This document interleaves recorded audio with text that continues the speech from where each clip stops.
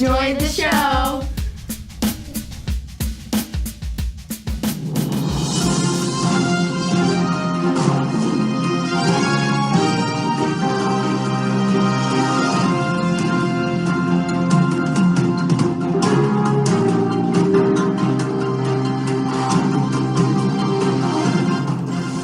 According to 24 News, Zimbabweans began protesting after President Emerson Mnangagwa publicized an abrupt escalation in fuel prices on Saturday, January 12th. He did this in an attempt to enhance petrol supply while Zimbabwe tackles their worst fuel deficiency in a decade. Mnangagwa says fuel prices will more than double. Petrol prices will rise from $1.24 to $3.31 per liter, and diesel prices from $1.36 to $3.11 per liter. Hearing this, Zimbabweans became furious, thus embarking on their series of protests and strikes. On Monday, January 14th, protesters began placing rocks and burnt tires on streets to block the road, preventing buses from taking passengers to their desired locations. Police soon started using water cannons and tear gas to harm the protesters, and at least 13 suffered gunshot wounds. On January 15th, they entered their second day of protests. Soldiers from military operations began beating up people who were moving houses, kicking down doors, and dragging people out of their homes. Zimbabweans posted about this on social media, and other people took notice of this, hoping to help them. On January 16th, the government shut down the internet completely to avoid organized protests. Believe it or not, this has impacted families here in your hometown. The chaos has made it difficult for U.S. citizens visiting loved ones in Zimbabwe to return to our communities safely. We hope for a speedy and reasonable resolution soon. A month after the longest government shutdown, TSA employees are still waiting to be paid. More than 1,000 TSA employees are waiting to be paid for their work during the shutdown. The delay is partly because of an unusual move to give out partial paychecks. Partial paychecks were given out to alleviate some of the financial hardship, according to TSA Administrator David Pekoski. That's all I can provide you with right now, but I will catch you up when more news comes out. Have a good weekend, Vikings.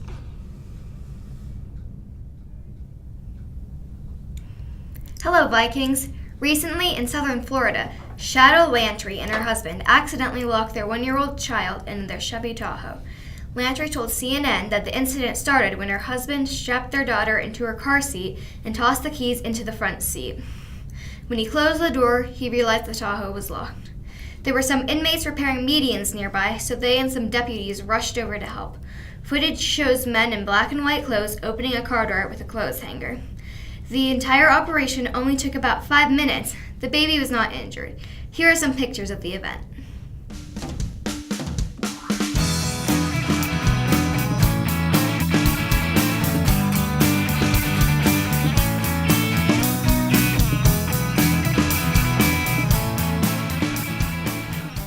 A volcano in Planet Ceres was discovered, but instead of lava, it spews ice. Can you believe it? According to Dogo News, the planet is 4.6 billion years old, so it's a surprise that we have not found the volcano sooner. However, the volcano has been dormant for 99% of its life. Have a good weekend, you guys, and remember, lava and ice lava is not edible. On Wednesday morning, a python slithered out of a 75-year-old woman's toilet. You can see on CCTV footage as it slithered into her room while she was sleeping. Her foot dropped off the bed and the snake reared up and sank its fangs into her foot. She woke up and rushed to her son's room to tell him what had happened.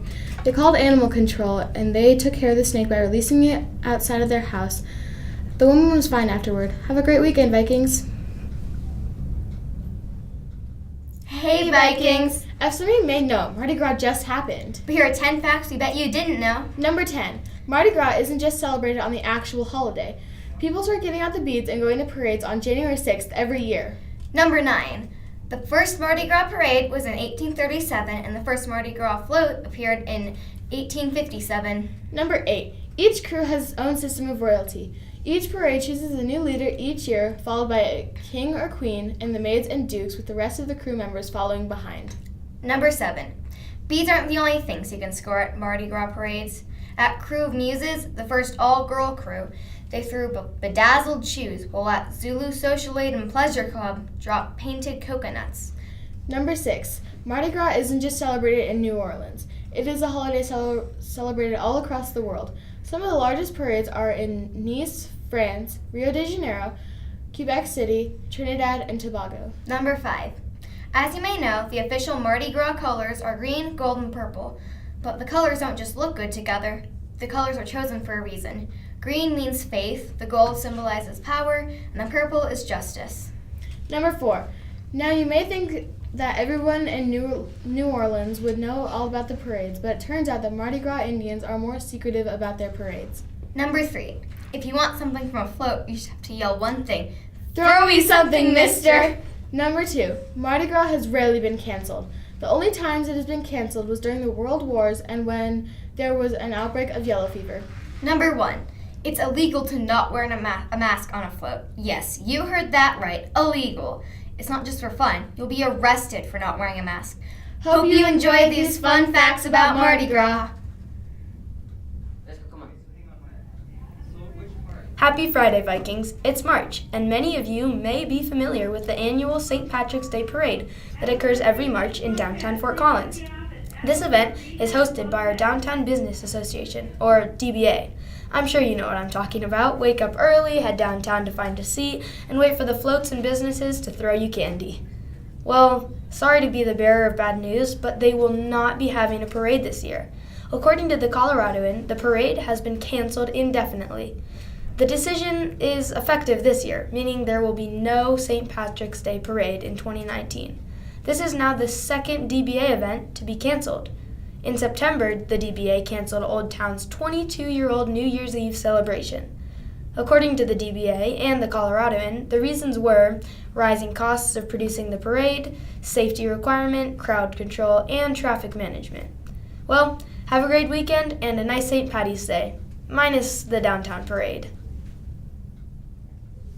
Hey Vikings! We have some yummy news for you. The donut bakery featured on the TV show Shark Tank is relocating to Fort Collins. Really? Yeah. Wow, that's amazing. Andrea and Marquez Fernandez invested $300,000 a year ago. On Shark Tank, right? Yeah, the original donut shop was in California, but now the couple is relocating to Colorado.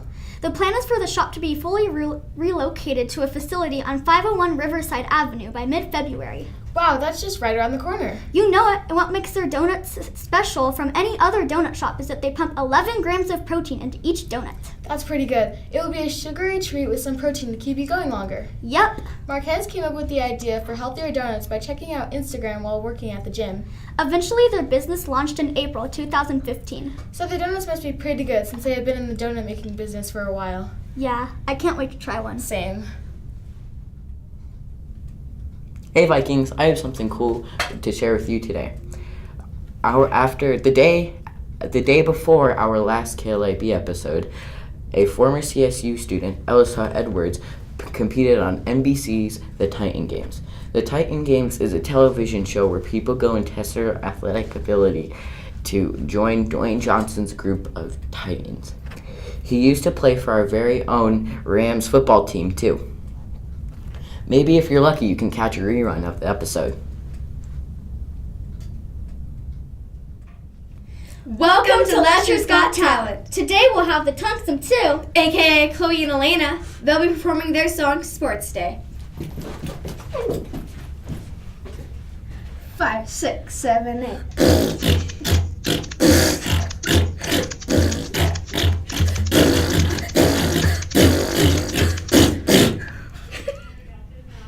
Happy Friday. Great news here, Vikings. Our wrestlers won districts for the second year in a row this past Saturday. Congratulate the wrestlers when you see them. We'd like to thank our coaches, Coach AJ, Coach Orth, Coach Oldenburg, Coach Butis, Coach Moore, and of course, Coach Moeller. Also, if we won, Mr. Moore agreed to shave his beard. 2019 district champs.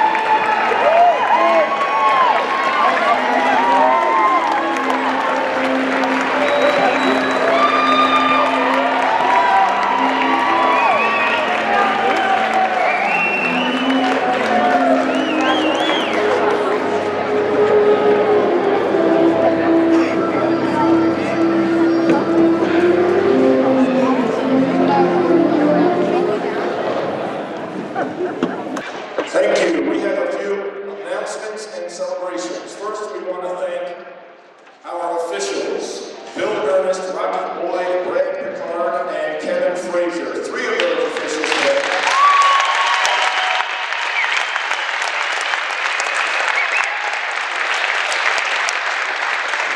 Thank you. Three of those officials, Bill Ernest, Rocky Boyd, and Brad Pickard, were all at the 5A state tournament last week at the Pepsi Center officiating.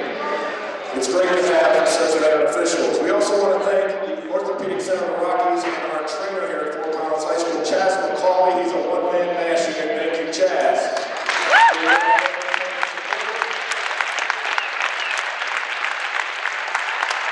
At this point, we stand for our national anthem performed by two seventh graders, Hazel Reyes and Catherine Atkinson from LESHER Middle School.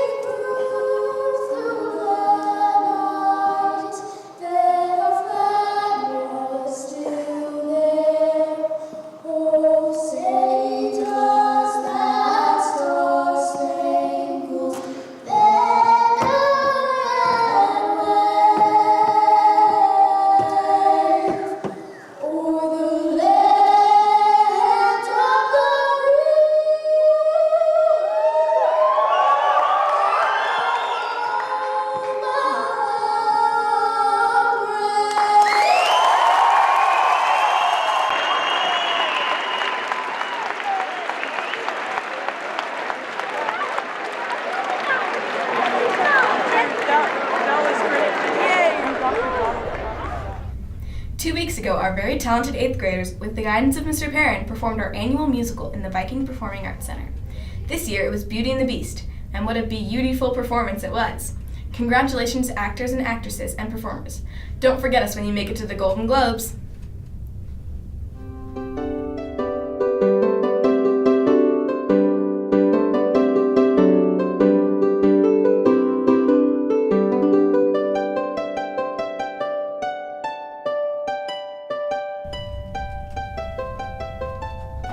Hi Avery. So our annual theatrical performance in the VPAC took place a couple of weeks ago, and I understand that you had something to do with that? Yeah, I played Belle in the musical, so that was really fun.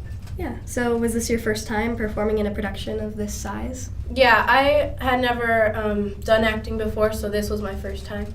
Wow, that's surprising. You have a beautiful singing voice. You were the perfect Belle. In fact, I heard one parent ask if you were lip syncing the whole time. Is there a scene that you enjoyed more than any other scene? The whole show was my favorite, but oddly enough, my favorite was in the end where all the characters were being chased by the magical objects, and I wasn't in that scene, but that was my favorite. Yeah, that was great.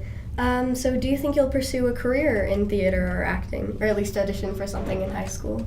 Yeah, it's definitely one of my new passions. I plan on taking acting in high school, so that's a possible career option. Well, the entire cast and the stage crew did an incredible job. We know that you guys will miss it now that it's over. Do you have any advice for our aspiring performers next year? Just to have fun with it and enjoy it while it's there. I know all of us were really sad when it was over, but it's a really fun time. So definitely try out. It was the highlight of my middle school. career, I guess you could call it. Nice, thank you so much. Of course. Hi, Elliot. Hi. So we understand you took part in our annual theatrical performance a couple of weeks ago, and it was amazing. Can you please tell us a little bit more about the part you played? Thank you. I was the Prince or the Beast. It was just, overall, it was an amazing experience. I was really glad I did that.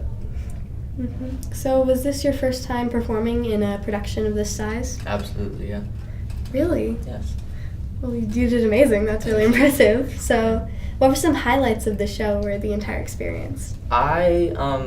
It was really amazing to see it all come together, and even just Tech Week was very stressful, but it went by really fast, and it was a lot of fun to see it all, just to see our end result. For sure, yeah.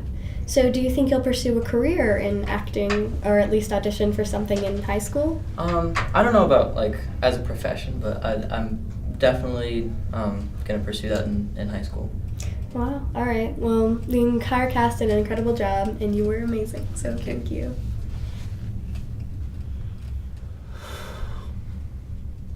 Hi, Noah. So we understand you took part in our annual theatrical performance in the VPAC a couple of weeks ago. It was amazing. Can you please tell us a little bit more about the part you played? I was the bad guy, Gaston. Nice. So was this your first time performing in a production of this size? Yeah, huh? What were some of the highlights of the show or your entire experience? I met some new people and got closer to some who were already around. All right, so do you think you'll pursue a career in acting or theater, or at least audition for something in high school or other? Well, I don't know. All right, okay. So, the entire cast did an incredible job, and you were especially outstanding. Thank you. Yeah.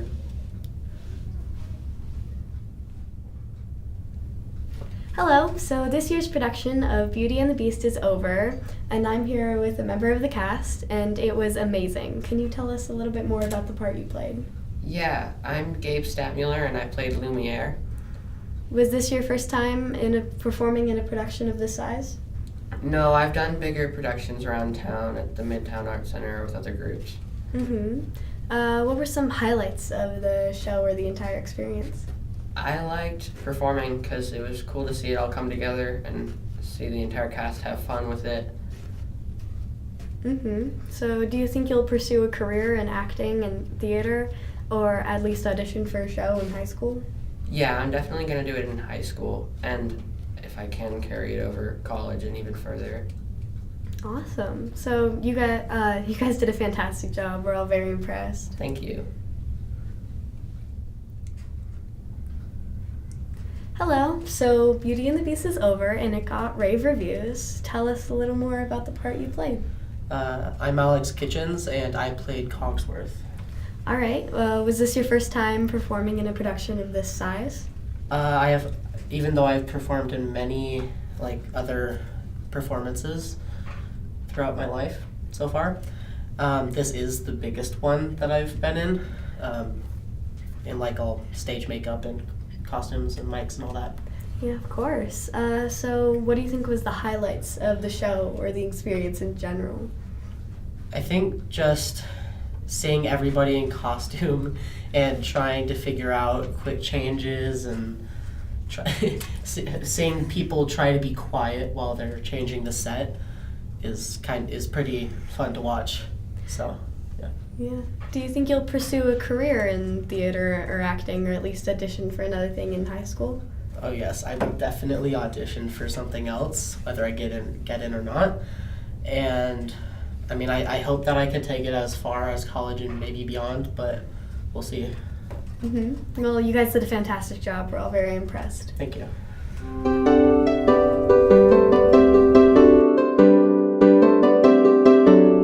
All right, your first candy. Ready? Eat it. Reese's. Okay, now take your blindfolds off and guess which state it belongs to. Oh, would I care?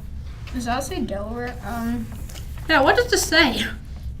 My guess is Delaware. Write it down. Oh, it's already written down. Yeah. No, you have to write what the candy by the state. Oh, I don't know. It's for Reese's.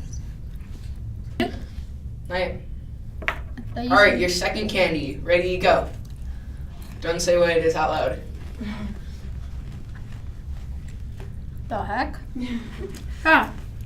Can we look at buffalo off? Yeah. Ah. And write down what you think it is and where it belongs. Oh, I see crumbs. I still don't know what it is.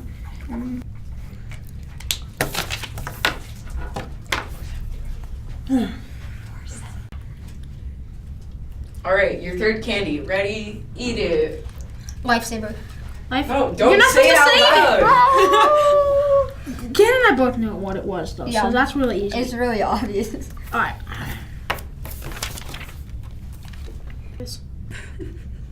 Alright, your final sweet. Ready, go. Oh, boy.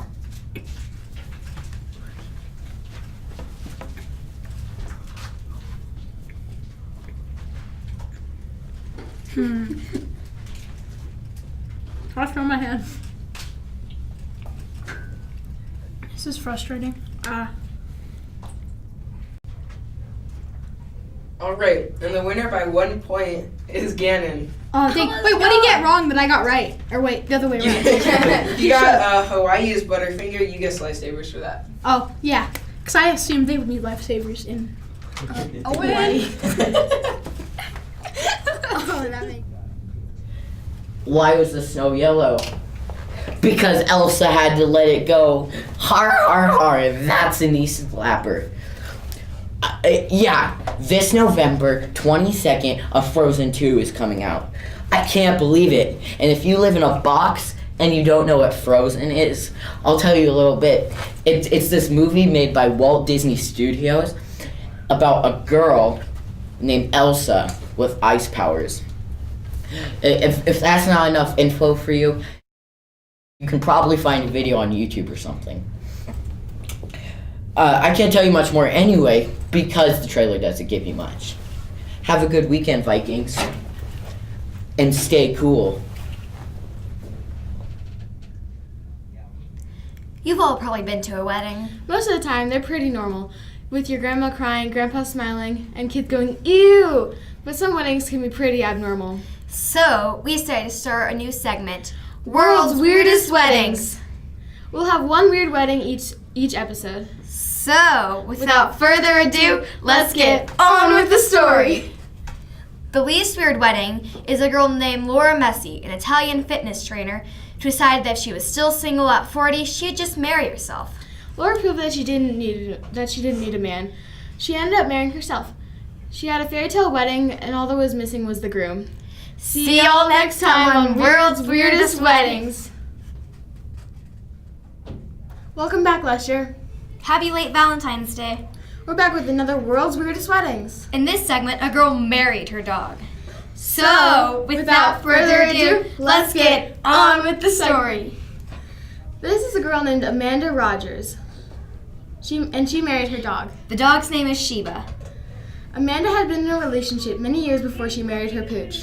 Sadly, her marriage with her husband didn't last forever. Amanda married the pup in 2012. Hopefully this marriage will last longer. Tune in next time to see no World's Weirdest Weddings. Hey Vikings, Hit or Miss is back at it again. Yes, Vikings, this is Memes of the Month. I just want to say, everyone who begged me for Memes of the Month in this last episode, shout out to you. Sorry it didn't get in. Okay, let's dive in.